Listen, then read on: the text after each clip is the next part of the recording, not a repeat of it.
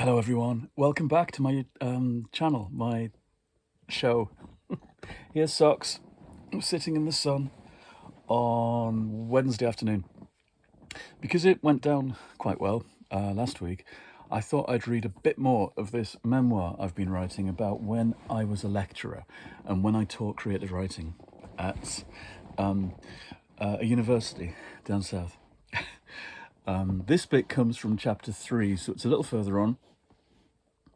And it's 1997. Princess Diana has just been killed in Paris.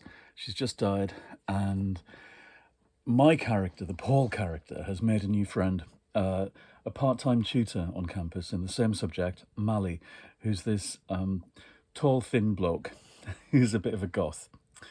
Let's see. I think that's all you need to know for now. Term still hasn't started yet. My character is still meeting the people on campus and off campus who he's going to be working with. We spent a lot of time together in those first weeks of the autumn. After Princess Diana's death, the leaves started to drop and there was a nip in the air quite early. Autumn felt different to how it had felt in Edinburgh. It was damper and mulchier, like everything was fermenting all around me. Where Edinburgh had felt sharp and clear, there was something soggy and brackish about Norfolk. The students came back and all of a sudden the concrete campus was swamped. The buses were busy and the walkways that zigzagged between minimalist buildings were teeming with people, rushing from one lecture to another. The heart of campus was the pedestrianised square, where most of the cafes and shops were based, and you could see it from my office window. Every day it was chock-a-block with people carrying books and papers.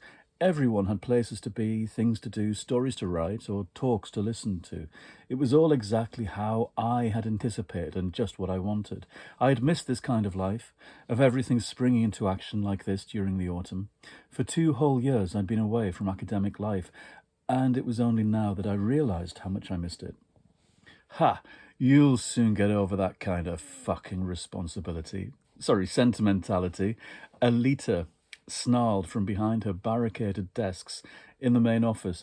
She was the departmental secretary, who was quite fierce. It's all new now, but you'll soon be fucking jaded and miserable like the rest of the bastards in this department. Early on that term, I'd been in Alita's office when a new student had asked for me. They told her they were looking for Dr. Mars, and my heart had glowed with joy. I was flattered and dismayed and terrified all at once when Alita graciously wafted her knitting at me. There he is, look. As the brand new, impossibly young student came hurrying over to me, brimming with problems and complications, I realised that I had at last turned into exactly the person I was meant to be. I was Dr. Mars on campus, at least less than a decade after my own first days at university, when I'd been the one dithering about full of panic and worry about my timetables and my book lists.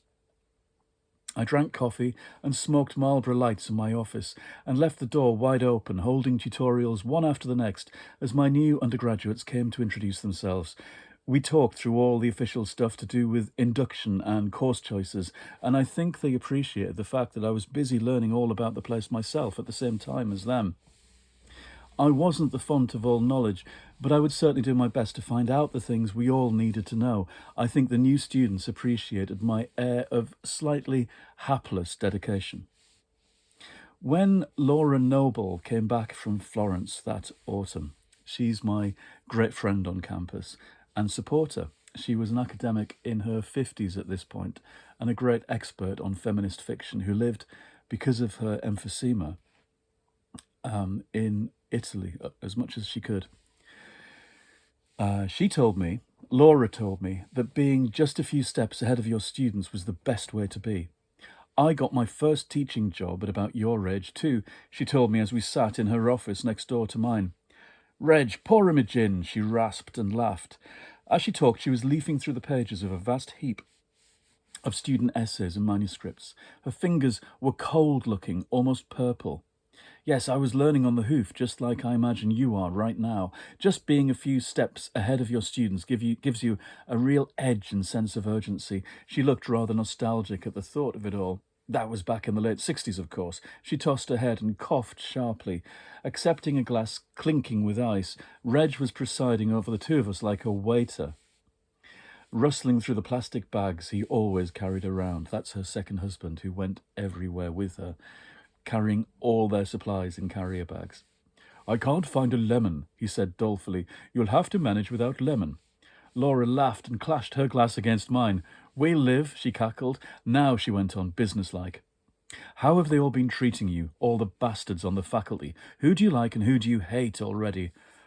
I don't hate anyone yet. Oh, come on, she laughed, and her mascaraed eyes twinkled mischievously.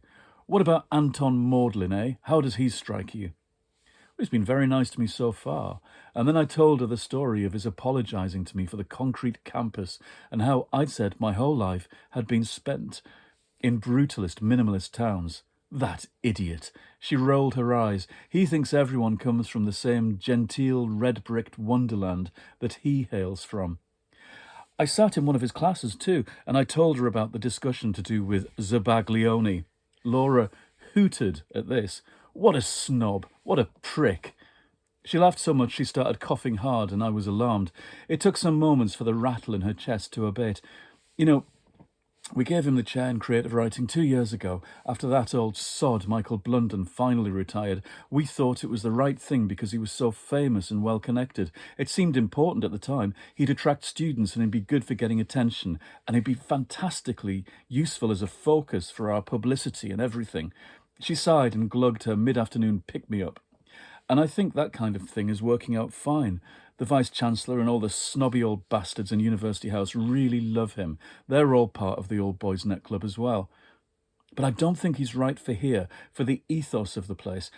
I think we made a bit of a mistake the day we appointed him. He's not really our sort of person. I listened to all of this and marvelled at it.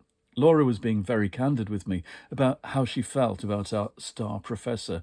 I was being diplomatic still, in describing what I thought of the people I'd met. I couldn't be sure, but I thought she might be fractionally disappointed that I wasn't dishing the dirt a bit more freely. Come to ours for Sunday lunch, she beamed at me. Soon, let us get settled back in first. And welcome. If no one said it properly yet, I'm saying it now. Welcome to our department. When I left to return to my own office, I found Mally waiting for me. He just about fainted when I said Laura was back in town and I'd been drinking gin in her office with her. God, I love that woman. He sighed melodramatically. You have to get her to notice me. I just die if I got an invite to one of her soirees or to Sunday lunch around her house. I just die of excitement. You have to promise me you'll say fantastic things about me and how fabulous I am. I've been here 5 years, and I don't suppose she's even noticed me once. Not long after this, I did actually get Mally into a faculty party at somebody's house. It was one of the traditions that members of the teaching staff would take turns to throw open house parties in the first few weeks of term, inviting graduate students and lecturers to a knees-up at their place. I'd heard that these were usually good do's, depending on who was throwing them. They were boozy and raucous, and there was generally a lot of good chatter and gossip. This particular do was at the house of a D.H. Lawrence expert called Dan Masters, who was nearing retirement and who was about to go off for a year to Australia. He was barrel-chested, bearded, and had just a hint of Oliver Reed and Ken Russell's Women in Love about him. But he was friendly, ebullient, and quite pissed by the time we knocked at his door that evening. The beautiful, detached Victorian villa was already packed with academics. The wine was plentiful, and there was a Belfast sink full of cold beers in the kitchen.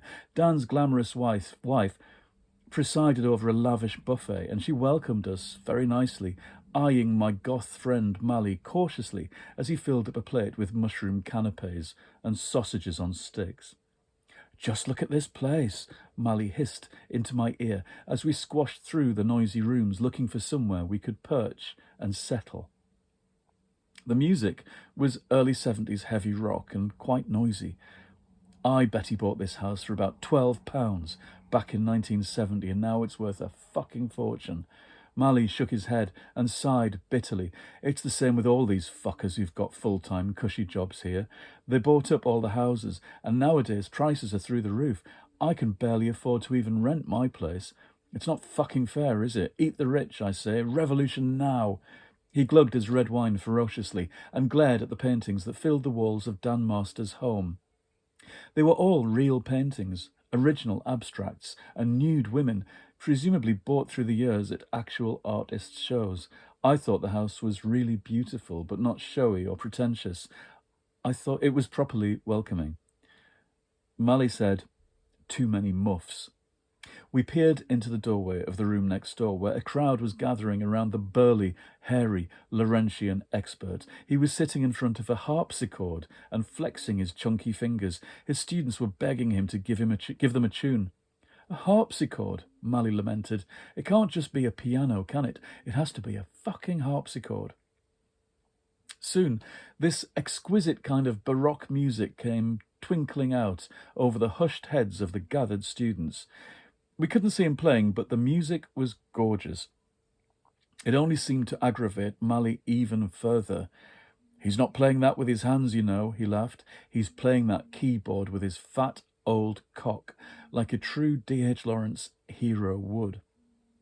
We both laughed at this, and I realised that a man in his 30s wearing a black polo neck sweater was staring at me. He was quite good-looking and pale, and at first I thought he was giving me the glad eye. I beamed at him, and he looked startled for a second. Then he drifted over, trying his best to seem nonchalant. "I'm Gareth Bloke," he said abruptly, leaning to snarl into my ear. "Oh, yes?" I thought, surely his name can't really be Bloke. He had a kind of Mockney accent, which wasn't unusual then, in the post-Britpop era. It was a bit like that time in the 1960s when loads of public schoolboys tried to sound working class because they thought it would do their careers some good in a more egalitarian age. Clearly the same thing was going on with Gareth Bloke. Because he was definitely a bit posher than he was making out, there was something poised and delicate about the way he stood there trying to look tough. I still wasn't sure whether he was about to chat me up or what. "I'm on the MA, he told me. "Oh," I nodded. "The novel?" "Yeah," he said, and swigged from his bottle of brown ale. "That's me. I'll be in your workshop after Christmas." "Oh, good," I said, looking enthusiastic. "And what kind of thing are you writing, Gareth?" He shrugged and picked a bit of lint off his black polo-necked sweater. "I don't know. Urban decay, identity and time, exile and memory, post-structuralist theories of the self." "Oh, okay," I said. "My novel's called Cockhead," he told me. "Professor Maudlin says it's quite confrontational." I laughed. "Yes, quite in your face, eh?" He didn't laugh back, and I realised I might have to stop making puerile jokes. His expression didn't flicker. He was staring at me, and there was something hard and unrelenting in his eyes. "I read your novel, you know," he told me abruptly, and took a quick swallow of his brown ale. I smiled at this. "Did you? Because you knew I was coming here to work? That's very nice of you." I was impressed by his diligence, I had to admit. His eyes narrowed at me. "Yeah, I did." There was a beat of silence. I was aware of Mally hanging around just out of my sightline like an awkward giant moth. A goth moth. He was hanging on every word that Gareth Bloke uttered. "It won't do, you know," Gareth said at last, after he'd held my glance for a beat too long. Then he did this thing where he kind of kissed his own teeth to relish the taste of the beer. "Pardon?" I asked. "Your book, your first novel, such as it is, it just won't do." I blinked and realised what he was saying. "Oh, why's that?"